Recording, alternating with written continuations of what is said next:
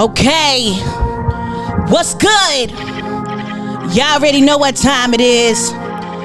It's the #1 podcast that the industry never knew they needed. It's the official Out of the Box podcast. I go by the name Shakita Speaks to Southern Belle. And shout out to my brother Jaron Ennis is in the building. Already. And listen, we ain't playing around with y'all this episode. We got a special guest in the building. We got a DMV legend in the building. He got his hands in everything, and we about to show y'all how he coming. What's good, Nilo? What's going on? What's going on, man? I appreciate y'all for having me. Hey, we got Nilo in this motherfucker. Just like his daddy, you know he don't listen. The smell of that gunpowder got his ass tripping. He fell in love with them pots in the kitchen. Told him be careful, these hot niggas tipping. But this episode is so special because at the end of the day, he's doing a lot of tremendous things. You feel what I mean? And the thing is, y'all better learn from this because he's going to drop so much jewels on all of y'all, okay? So y'all better listen, look, like, subscribe, okay?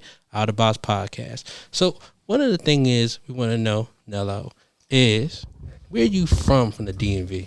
I'm from Washington, D.C., Northeast to be exact. But, I mean, I got family roots in Virginia, all over. So I really, understand the whole phrase DMV. Okay. So you you just raised your whole life there? Yeah, born and raised in D.C. But, I mean, I went to school from D.C., Maryland to Virginia. So, I went to Virginia State. So I've been all through the DMV. Crazy. So you really the DMV for real? For sure, I've been man. DC, Maryland, Virginia. Definitely have been, for sure. You feel what I'm saying? You know the craziest thing, every time I talk about DMV, they be like, you talking about the car place? You feel what I'm saying? When right. Out of state, right? They be like, why you call it that? So, the thing is growing up in the DC area and everything like that, one of the main things that was important in DC was go-go. Was was you basically into go-go and everything like that growing up? For sure, man. That was everything, man. That's all my mom listened to, family, everybody was raised on go-go. That was big in the rap. We didn't really do too much rap. So even when I decided to venture into rap, that was it was like a foreign language. I was, being out of the box literally in that point. Definitely, man. So that's a great segue because the thing is we want to know is because how we first met was you was doing music. So I want to know what basically was you know what? I want to join this. I want to step my foot and put in this entertainment industry. Let me get in this bag in music. You feel what I mean? So I originally, like most young kids in the inner city, I grew up playing sports. Just fell in love with music. I wasn't really, outspoken, talkative as a little kid. I kind of hung with who I hung with. Music was a way for me to kind of get my voice out for real. So, a lot of things, that everybody go through themselves, that was my outlet, honestly, was music. So before I could have a conversation like we having now, I could probably talk about it in a song, what we about to say now before. But now, I've kind of learned to transition to, be able to express myself in different ways. Yeah, no, that's definitely, you know what I'm saying? Yeah, facts. And definitely you was making a major impact out here, especially in a DMV. You was going real crazy. I just want to know, who was one of your major influences? Major influences? Ultimately, I say Lil Wayne because I always, wanted to be great. He called himself the best rapper alive. Right. So I just, I love the boldness about it. So I wanted to be the best at anything I did, whether it was sports, music. So Wayne was definitely a big influence. I mean, it was a lot of people, even DC wise, Fat Trail. Fat Trail, somebody, one of the first people that gave me, one of my first collabs. Absolutely, so yeah. We both from Northeast DC, same side of town. So it was a lot of, a lot of people. I'm not gonna be able to name everybody, but it was definitely a lot of people that helped influence me for sure. Facts, and welcome home, Trail. I definitely welcome home. Most definitely, man. You know what I'm saying? So the thing is when it comes to this music industry and everything like that, how many years did it take you to kind of perfect it? Because at the end of the day, how I basically, like I said, met you before, you was already having tracks with Fat Trail. You feel what I'm saying? There were tracks with a lot of other big artists. You feel what I mean? So it's what started to basically make that traction? I get that they from your same city, but you know how certain artists be like, man, yo, you ain't at this level, so why I'm gonna go on? But people respect you enough, man, I like your music, I want to jump on. Man, for sure. A lot of that I think is your confidence, the confidence you show other people that you got in yourself. So like you said, everybody not going to just jump out there for you, but 100%. If you stay consistent enough, you keep grinding, you go in different rooms, be in the right places. The biggest thing is staying consistent and always every day working at it. Facts. Did you ever struggle with that crab in the barrel mentality, with people from around you? For sure. I mean, I probably, was a crab in the barrel mentality myself at one point. So we all kind of deal with that, But the biggest thing is learning, like, we're not really each other's competition. It's a bigger world. Facts. I love that.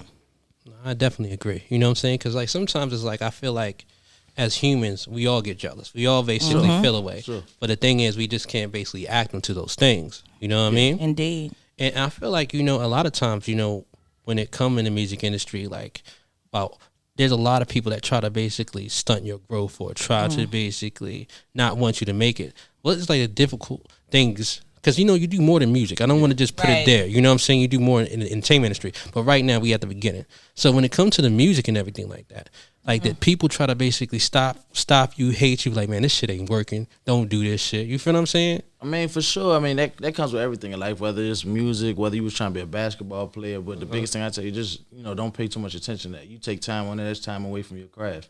So, I'm sure, I had people trying to stop and block me, but I really didn't pay too much attention to really know who it was or to pay too much attention to what they were trying to do. No, definitely. You know what I'm saying? So, like, let me ask you, who was, like, number one person that, like, kind of, like, supported you that was, like, okay, keep going, keep grinding? Mom Dukes, for sure. Mom Dukes, man. Mom's was momager. She didn't know nothing about music, but Mom's was, when I needed studio time, Mom's going to have with me. When, I needed to ride to the studio before I had a car, Mom's dropping me off. And I'm doing interviews like we're doing now. I was doing interviews at 16, 17. Mom's dropping me off. I'm like, Mom, can you just park around the car? I'm going to walk. Dang. But Mom's always, she understood I had to hustle and to drive, so she just wanted to believe in my dreams. So I tried to do the same thing for my daughter. That's dope, man. Because the thing is, it's crazy that you say that because, like, that's one of the reasons why Kanye West is very successful due to basically Donda West doing that same thing, believing in your kids. You know what I mean? Because, like, with my mom, when it comes to me basically managing, she was like, Jerome is stupid. Stay in school. This is dumb. I mean, we're in a different era, so I understand. Like, Moms didn't, she wasn't pushing music for sure, but she understood, like, and I tell, anybody that's out there now, like, I don't expect them to understand that they were from a different era. We kind of, a lot more freedoms, a lot more knowledge than they had at the time. So you just got to kind of show them through consistency and, your parents know you the best, so they'll know, like, if you really love something. So, if you want to play basketball and Mom's like, nah, you need to be a dentist or a doctor, Mom see you out there dribbling that basketball. I don't care if you got a basketball court or you just dribbling, you practicing your craft anyway. Mom's going to understand that eventually. Like, you're not going to quit no matter what I say. 100%. 100. That's what I basically agree on. If I have a kid, you feel what I'm saying? I'm going to definitely preach to my kid that same way. You feel what I mean? And also, too, you have a daughter, correct? For sure, yes. And, and the thing is that, like, how did you basically manage doing the entertainment industry and having, like, a daughter? Because, like, a lot of people, they struggle with that. Like, to me, I couldn't even imagine that. You feel what I mean? I mean, it's difficult, but it's life. So, in life, like, just like a car, man. It's like saying you're going to have a car that don't break down or you have a car that don't run out of gas. A child need, food, they gotta get school clothes. Yeah. They want money to go out, do different things. So, I mean, you just got to balance it. I mean, and family's first to me, so I always make sure no matter what I do, last year we missed Halloween. First Halloween, I can say first, but first in a long time I missed with my daughter. But she understand Daddy was working. So I make sure I'm there any other day. Like, I don't care if I'm tired, I'm there though, because I know it's moments when work come that you can't be there. 100%. And the reason why, I wanted to basically bring this up, like we were saying, when it comes to the audience, when it comes to the music, is because what you basically are doing right now. So, what I want to know is that now, after you're doing music, right, you wind up basically having your own marketing agency. You can say the name of that marketing agency. Look, I'm going to give you the exclusive launch at another time, but I don't, it's a lot going on right now, so we don't want to do a lot of certain things publicly. I got you. At the moment. Okay. Okay. We want to show the work. We want to show the work before we kind of understand. Accolades for sure. But the thing is that what basically from music to marketing, can we get that right there? For sure. Okay. All right. Sure. So from music to marketing, I'll say honestly, like I said, my slogan is family first. So honestly, I got two cousins. I got a cousin, Jaron Ennis Boots, who's 100%. Look, I'll let his work speak for itself. You watch him, you'll instantly become a fan. Feeling out process here, Abner, as Al mentioned it earlier, we expect to see a lot of leather chucking, and there, Delorme goes down, goes Clayton for the second time in his career. The Ennis Express is a runaway train. I'll come on record and say, these guys, that kid Ennis Boots, don't sleep on him. Don't sleep on him. I tell these fighters, don't. One. No, you got to limit it to one. You got one. I'm going to say Jaron Boots Ennis. Boots. I'm going to say he's the best young fighter out right now. And I have another cousin, Tony Beasly, who's the third base coach for the Texas Rangers. Oh. And this is all you need to know for the moment about our man, Tony Beasly. As Emily said, we're all happy for Bees. There's no doubt about that. His 8th season with the Rangers, he was here with the Jeff Bannister coaching staff and then made it all the way through the Woody coaching staff. He also coached with Washington and Pittsburgh, and he has 8 years as a minor league manager, too, 590 and 472. Those two gave me shots to, basically just shadow them, see what they do in their world and figure out how I can help for them. So, like, Boots, Tony, like, they gave me opportunities. Tony's in the MLB. Boots is, working, fighting on Showtime. So I was able to gain relationships. I was able to walk in rooms I wouldn't have walked in as Nilo the rapper. So, they were able to introduce me to people and give me a cosign. So they was able, I'm always thankful for them no matter what, because they were able to, trust and believe in me and let me do, the things that I wanted to do. They were able to let me free range and, try things out with them. Everybody don't have to give you the opportunity. 100%. So, like, the thing I want to know is, like, the transition, right? Because at the end of the day, you started from music, and what was like, you know what? I'm still going to probably do music, but I want to focus more on this. You feel what I'm saying? Yeah. So what was like that? You know what I mean? Like, it was like, I'm going to start this. Because, like, with me, y'all know, I was, you remember, you know what I'm saying? I was doing clothing at first. You feel what I'm saying? But what basically made me have that transition was that I still like to do clothes, but, Shakita was like, you know what, Jerome, why don't you ever thought about managing someone? And I'm like, man, that's a dumbass out there. And then, you feel what I mean? I was like, you know what? Let me try. Because she was like, you know what? You're able to open all these doors. We working into this many places when it comes to your clothing line. And also, you helping me out. You know what I mean? So that's what I want to know. It's like the transition to make you be like, damn, I'm good at this. Because, like, at first, you probably felt like you couldn't do it. So I want to know all that right there. Okay. So ultimately, I'll say it was a few things. So dealing with my mom's sickness, being in the hospital, I wasn't able to go to the studio. Okay. Guys going on tour, I'm not able to go with them when they're doing certain things. So life happens for sure. 100%. So then I kind of lost some love with the music at that. Right. But even in the aspect of that, mom's always told me, you got to have a different hustle. You got to have multiple hustles. Not just one. Stream of income.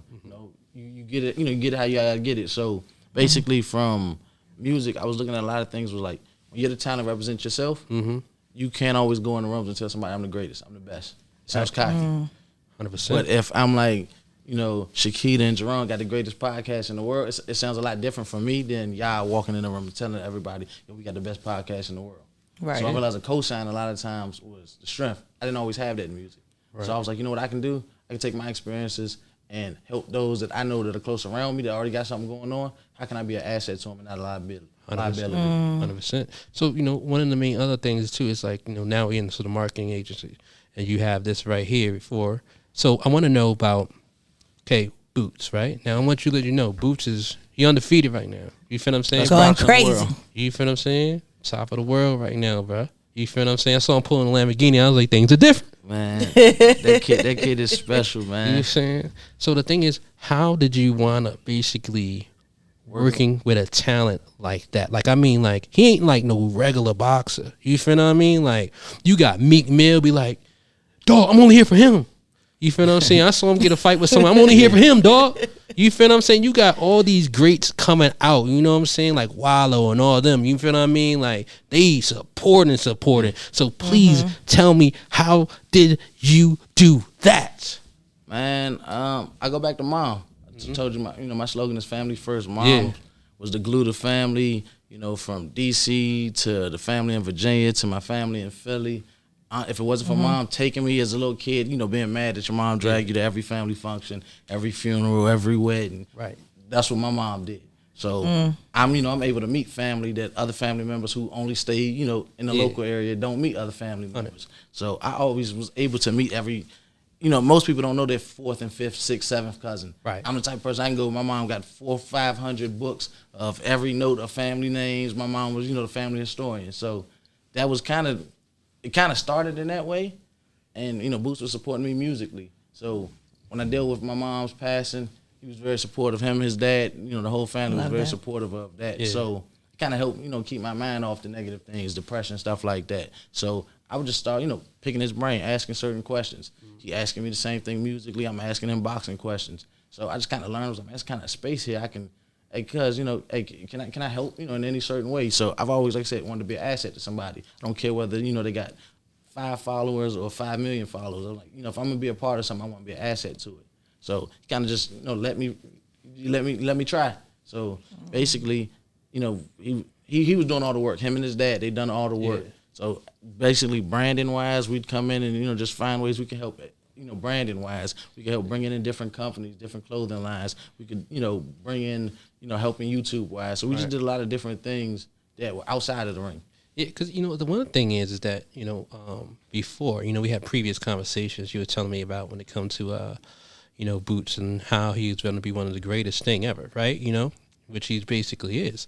So, at the end of the day, it's like I seen the visibility increase when you basically came around, you know what I'm saying? And also, too, I'm not saying that at the end of the day, when it comes to his pops and everything like that, they wasn't the main thing that really helped him, but you bring that visibility. Because the thing is that you told me about it, you know what I'm saying? Because I didn't know who Boots was.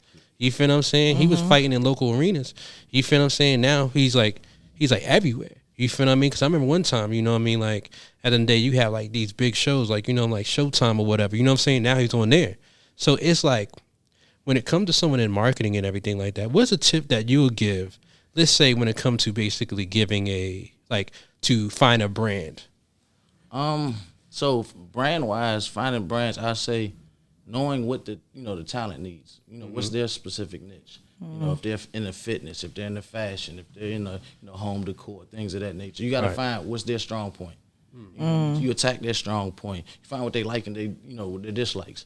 Because, you can reach out to a brand and they can hate that brand. You're working backwards at the time. Facts. So, the biggest thing is always learning what each specific talent, what they like, right. What they want to do. Like we spoke before earlier, asking them, what's their plan? Hey, what do you see yourself in 6 months, a year from here? Right. So a lot of that is you going off the talent or, whoever you're working with, you let them lead and you best always tell them, this is their boat, this is their ship or whatever. I'm just here to help guide it. Indeed. So speaking on marketing and everything, can you also touch base on what is one of the biggest struggles that people may not realize about marketing? Because everybody think they got their idea about how marketing is supposed to be, but what would you say is probably one of the most challenging aspect of it that you've had to learn and overcome? Start to finish. Basically, because you can have an idea, everybody has an idea, but it's being able to execute and finish that idea. Understand? Talk your shit, dog. Talk your shit. Yeah, it's facts. Fuck, I'm talking about. Nah, man, most definitely. But I mean, like I said, it's a lot of bumps and bruises in any avenue in business you deal with. But with marketing, like I said, a lot of times you're selling something that's like intellectual property at times. Yeah. Okay. So I'm not selling you a car. Right. So I got to make you believe in the idea that I have. Facts. So it's like even with the talent, if I'm telling them, hey, I think you should do this event, they always have the right to ask me why. Yeah. Right. I got to come up with a reason why. Right. So say if it's something that they're not getting paid for. Okay. If I feel like it's worth it for them, I have to come up and formulate a reason for them. This is beneficial for you visibility wise. Facts. This may be helping you with a brand. This may go, hey, this brand wants to gift you something. Gems. They may not want to pay you right now, but they may want to gift you something, but then they want to work long term. So it's a lot of different things you deal with. And this is another question I want to ask you. Now, I never really basically seen this in an interview been asked before, but I really think it's an important question to ask. What you just basically said, you have to basically explain to your client why this opportunity is a good opportunity. Yeah. What if it's an opportunity you really feel that is really, really great, and it will basically progress his career, and he says, I don't want to do it. You got to do what they say. It's their ship. Yeah. So even if you know it, so you think about this, the only way they'll learn though is if something you said, they see someone else do it. Yeah. They go, man. So like you said, Jerome, right. Your talent. If you tell them, hey, man, it's this new company Body Armor, man, you should really get with them. They like, man, I like Gatorade, man. I'm not. What's this? Yeah. Then it hits, and now the next influencer or talent is hey, you see the post on social media, they got $150 million for it. So and they're gonna come back to you like 100%. Jaron, what? Look, I'm not gonna argue with you. I'm gonna show you the text thread. I'm gonna show you the email thread. I told you, hey, we should work with them. Yeah. That's all I can do. Yeah, I mean, I definitely would. I mean, like, sometimes I do that too. You feel what I'm saying? Like, yeah, this could have been you. You see that car you driving? Oh, yeah, they're paying a lot. But I mean, it's learning for you and the talent as well, for sure. So sometimes I've learned. Sometimes a lot of times I'm not gonna say half that I'm wrong. There's times when I've told talent, hey, you should go for this video game. They're like, nah, man, I don't think so. There's a whole nother video game that comes out 18 months later that's way better, way bigger budget. If they'd have bit what I said, we'd have been looking like, man, we should have waited out. So that's another thing. That's what I say. You always got to go with the talent because your job is just to advise them. You give them advice, but it's their career to ultimately make that decision. 100%. Yeah, because like I guess in the end of the day, it's like that's the thing. It's like working with people sometimes is very difficult because you don't really know, what they basically. I mean, you know what they like and dislike, but sometimes you don't really know what they like. Every and day dislike. could be different. You know what I'm saying? One day he might be like, "Yeah, I want to do Gatorade." Facts. Then the next day, I hate Gatorade. For sure. You feel what I'm saying? So at the end of the day, it's like because you have multiple people that you basically help out and everything like that. Tell me about times that it's like, man, I don't know what I'm going to do with this client or something like that. You feel what I'm saying? Because we all have a client or had a client that is pretty horrible. And at the end of the day, I want to know, how do you deal with that? Do you be like, you know what, I'm gone? Or do you like, let me try to work with you a little bit more? I mean, everything's case by case basis. So you got to kind of judge what works for you. So if you see, you're telling the talent one thing and y'all are just never, agreeing on anything. After time, I'm the type of person kind of like, I write it down. So if I say, you know what, I'm going to give talent X 60 days to get it together, we just not agreeing on things. 60-day mark, hey, we're going to have that. Matter of fact, before 60-day mark, 45 days, we can kind of have that conversation. Damn, cut it down. We're going to at least have that conversation before. Okay. So then by 60 days, I'm kind of letting you know, like, hey, it's not really working for me. I wish the best for you. You never burn a bridge. Yeah, 100%. You didn't do nothing. You didn't do nothing personally wrong to me. It didn't work. Right. And maybe somebody there's out there better for you. So I don't ever want to, block somebody from, getting 100%. Everything that's for them. It's just funny just thinking about that one dude, like, shit, you with the 60 to 45, like, a fuck! Shit! You feel what I'm saying? But I'm just joking right sometimes, sometimes it's you. Sometimes you're just in a bad mood and, 100%. You're not trying to show it, but sometimes the talent, they know you personally. So, I'm never going to blame, somebody else always 100% wrong. Everybody got a part to play. 100%. I mean, at the end of the day, it's like, how the way you move is genius. I mean, I think everything that you said, I think a lot of the audience is definitely going to learn. You feel what I mean? So it's like, when it comes to this marketing, who else do you have as a partner? So man, my dog Mason Taylor, that's my partner, man. OG. Yeah, he right there. He don't want to show on the camera.